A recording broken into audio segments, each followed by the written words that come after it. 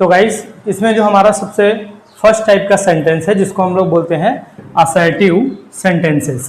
तो इसमें क्या होता है गाइस कि सेंटेंसेस दैट गिव इंफॉर्मेशन और स्टेट और declare something are called assertive sentences.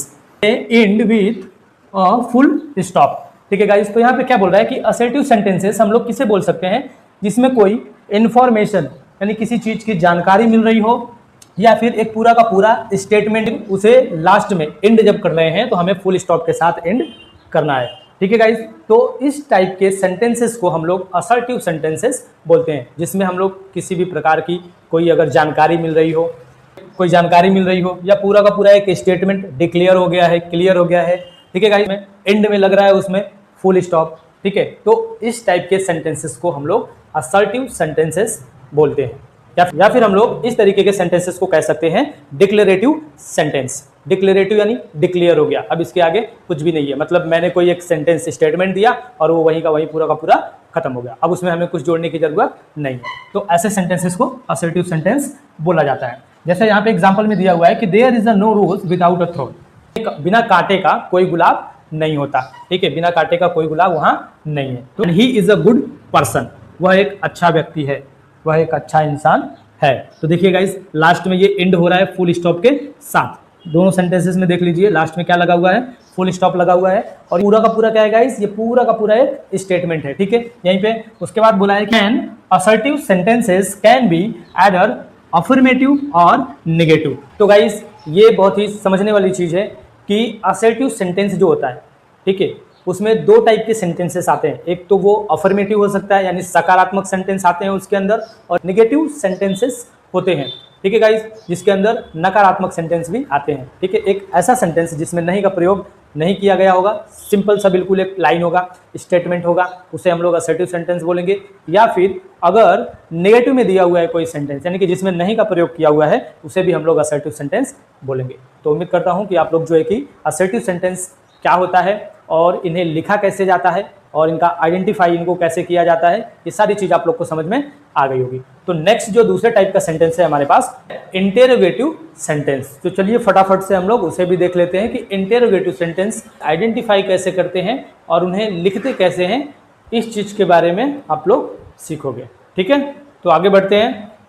तो गाइज सेकंड एग्जांपल है हमारा इंटेरोगेटिव सेंटेंसेस। इसको देख लेते हैं हम लोग कि sentences that seek some kinds of information or ask a question of some kind are called interrogative sentences and they end with a question mark. यानी कि गाइज अगर मान लीजिए कि किसी भी सेंटेंस के अंदर अगर किसी भी टाइप का क्वेश्चन पूछा गया है, प्रश्न पूछा गया है, तो उसे हम लोग गाइज इंटेरोगेटिव सेंटेंस कहते हैं। ठीक है, और इंटेरोगेटिव सेंटेंस हमेशा देखेंगे तो इसे आइडेंटिफाई करना बहुत ही आसान होता है, इसे पहचानना बहुत ही आसान होता है। जब भी कोई सेंटेंस दिया होगा तो उस सेंटेंस के आखिरी में, लास्ट में क्वेश्चन मार्क का सिंबल आप लोगों को देखने को मिल जाएगा। तो इस तरीके से हम लोग इंटेरोगेटिव सेंटेंस को आइडेंटिफाई कर सकते हैं।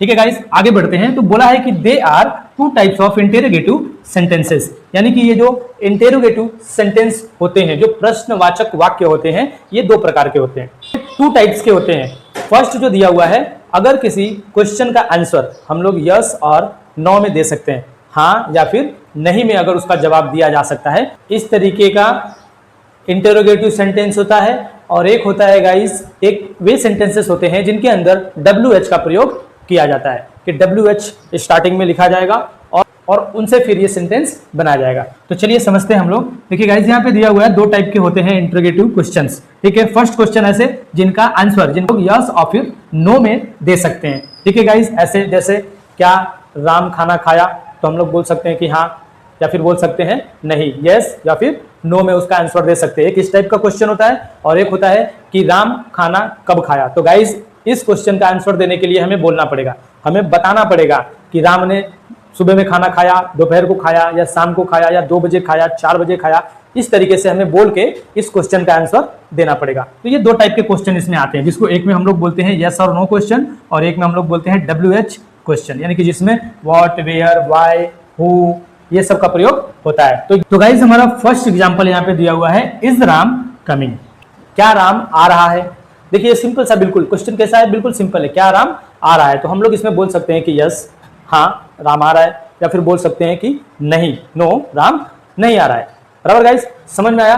तो जिस किसी क्वेश्चन का आंसर हम लोग यस और नो में दे सकते हैं, ठीक है, तो वो एक इस तरीके का क्वेश्चन प्रश्न हो गया। और एक ऐसा हो गया अगर बोलेगा गाइस इसमें कि राम कब आ रहा है, राम कब आ रहा है, तो गाइस हमें बताना पड़ेगा कि राम कल आ रहा है, कि परसों आ रहा है, कि आज आ रहा है, हमें बोल के बताना पड़ेगा, यानी उसका जवाब हमें देना पड़ेगा। तो इस क्वेश्चन में हम लोग WH का प्रयोग करते हैं और इसको हम लोग WH टाइप क्वेश्चन भी बोल सकते हैं। और ऊपर वाला जो फर्स्ट एग्जांपल है हमारा, उसको हम लोग यस और नो क्वेश्चन बोल सकते हैं। ठीक है गाइस, तो उम्मीद करता हूं कि आप लोगों को बहुत ही बेहतरीन तरीके से समझ में आ गया होगा कि इंटेरोगेटिव सेंटेंस को आइडेंटिफाई कैसे करना है और इसमें कितने टाइप्स के क्वेश्चन हम लोग बना सकते हैं। ठीक है गाइस, और जब भी इंटेरोगेटिव सेंटेंस हम लोग लिखेंगे तो सेंटेंसेस के आखिरी में, लास्ट में हमें जो है कि क्वेश्चन मार्क देखने को मिलेगा। तो इसे पहचानना गाइस बहुत ही आसान है, सिंपल है। तो चलिए वीडियो में आगे बढ़ते हैं। तो गाइस थर्ड टाइप का जो सेंटेंस है जिसको हम लोग बोलते हैं imperative sentences. Sentences that express a command or request are called imperative sentences and they end with a full stop or an exclamation mark. तो गाइस यहाँ पे बोल रहा है कि इंपेरेटिव सेंटेंस हम लोग उन सेंटेंस को कहते हैं जिसमें किसी भी प्रकार का कोई कमांड दिया हो, यानी कि अगर मैं किसी को कोई हुक्म दे रहा हूँ, कोई चीज बोल रहा हूँ कि ये काम तुम करो, खड़े हो जाओ, बैठ जाओ, इधर आओ, अगर मैं किसी को कमांड दे रहा हूँ, ठीक है, या फिर मैं किसी से रिक्वेस्ट कर रहा हूँ कि प्लीज मेरा ये काम कर दो, प्लीज वहां चले जाओ। ठीक है गाइस, तो इस तरीके के सेंटेंस को हम लोग इंपेरेटिव सेंटेंस बोलते हैं। और इसके आखिरी में, लास्ट में जब भी इसे हम लोग एंड करते हैं तो हमेशा गाइस हम लोग जो है कि एक फुल स्टॉप के साथ या फिर एक एक्सक्लेमेशन मार्क के साथ जो है कि इस सेंटेंस का एंड करेंगे। ओके, तो उम्मीद करता हूं यहां तक समझ में आया। जैसे फॉर एग्जांपल दिया हुआ है कि be quiet and don't move. तो गाइस इस सेंटेंस में यहां से लेके यहां तक ये जो सेंटेंस है, इस सेंटेंस के अंदर मैं क्या कर रहा हूं, एक तरीके का मैं कमांड दे रहा हूं। क्या दे रहा हूं गाइस? कमांड दे रहा हूं। मैं किसी को बोल रहा हूं कि बी क्वाइट, यानी कि शांत हो जाओ, एंड डोंट मूव, और हिलो मत। तो इस तरीके का मैं जो है कि किसी को कमांड देने का काम कर रहा हूं। सेकंड एग्जांपल क्या दिया हुआ है? प्लीज एक्सक्यूज मी, कृपया मुझे क्षमा करें, कृपया मुझे क्षमा करें। तो अब देखिए कि इस सेकंड सेंटेंस में मैं क्या कर रहा हूं, देखिए मैं किसी से रिक्वेस्ट कर रहा हूं। क्या कर रहा हूं गाइस? रिक्वेस्ट कर रहा हूं, किसी से प्रार्थना कर रहा हूं कि मुझे क्षमा करें या फिर प्लीज मेरा ये काम कर दें। तो ये दो तरीके के सेंटेंस होते हैं, इसको हम लोग इंपेरेटिव सेंटेंस कह सकते हैं। ठीक है गाइस, और हमेशा इसकी जो एंडिंग होगी वो हमें फुल स्टॉप के साथ या फिर एक्सक्लेमेशन मार्क के साथ हमें करना है। ठीक है गाइस, तो इन सेंटेंसों का एंड हमेशा हमें जो है कि, ठीक है, या तो एक्सक्लेमेशन मार्क के साथ होगा या फिर फुल स्टॉप मार्क के साथ जो है कि करना है। तो उम्मीद करता हूं आप लोगों को ये हमारा थर्ड इंपेरेटिव सेंटेंसेस क्या होते हैं, कितने टाइप के होते हैं, इन्हें कैसे बनाया जाता है, ये आप लोग को समझ में आ गया होगा। तो चलिए अब हमारा बचा हुआ है एक और टॉपिक, आखिरी का लास्ट वाला, उसको हम लोग फटाफट से पढ़ लेते हैं, फिर जो है कि हम लोग वीडियो को करेंगे वहीं पे खत्म। गाइस वीडियो में बने रहिए। आप लोग को ये वीडियो कैसा लग रहा है प्लीज कमेंट करके जरूर बताइए।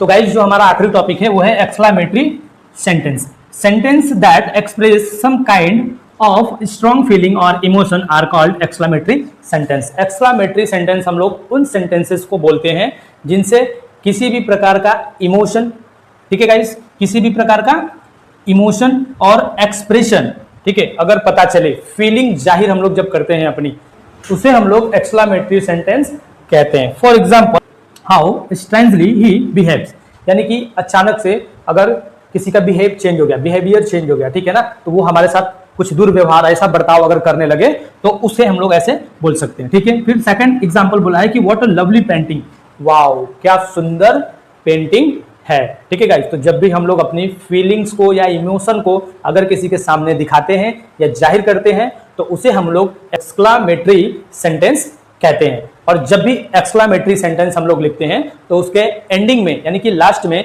हमें एक्सक्लेमेशन मार्क जो है कि लगाना पड़ता है, और इसे आइडेंटिफाई करना बहुत ही आसान है। अगर किसी भी सेंटेंस के आखिरी में, लास्ट में अगर एक्सक्लेमेशन मार्क लगा हुआ है तो हमें समझ जाना है कि वो कौन से टाइप का सेंटेंस है गाइस, एक्सक्लेमेटरी सेंटेंस। ठीक है, तो उम्मीद करता हूं कि आप लोगों को ये जो टॉपिक है हमारा काइंड्स ऑफ सेंटेंस का बहुत ही बेहतरीन तरीके से समझ में आ गया होगा। और आप लोग को ये वीडियो कैसा लगा आप लोग कमेंट करके हमें ज़रूर बताइएगा, ताकि हमें इसी तरीके से मोटिवेशन मिलता रहे और हम लोग आप लोग के लिए नए नए वीडियो लाते रहें। अगर आप लोग हमारे फेसबुक पेज पे नए हैं तो पेज को फॉलो कर लीजिए। अगर इसे आप लोग हमारे यूट्यूब चैनल से करें तो हमारे चैनल को सब्सक्राइब कर लीजिए और कमेंट में जरूर बताइएगा कि ये वीडियो आप लोगों को कैसा लगा। तो मिलते हैं नेक्स्ट वीडियो में, तब के लिए धन्यवाद।